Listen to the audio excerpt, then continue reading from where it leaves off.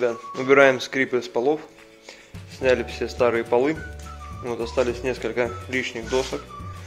Вот они у нас лежат. После того, как все сняли, вытащили все гвозди с каждой. Вот они. Здесь порядка 600 гвоздей где-то было. После чего мы все доски уложили с небольшим расстоянием. И присверлили каждую доску на саморезы. Саморезы используются только золотые. Вот такие. Усиленные, специальные саморезы. Вот. Все это прикручивали. Каждую лагу прикручивали, каждую доску к лаге прикручивали на один саморез. После чего сверху будет USB здесь и ламинат. USB также будет прикручиваться через доску к лаге и просто по периметру.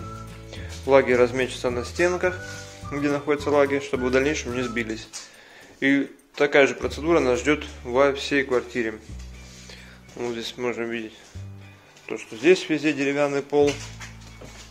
Здесь ванну снимали, все разбирали. Здесь деревянный пол, кухня, спальня, везде деревянный пол. Везде это будет происходить действие у нас. В общем, как-то так, ребятки.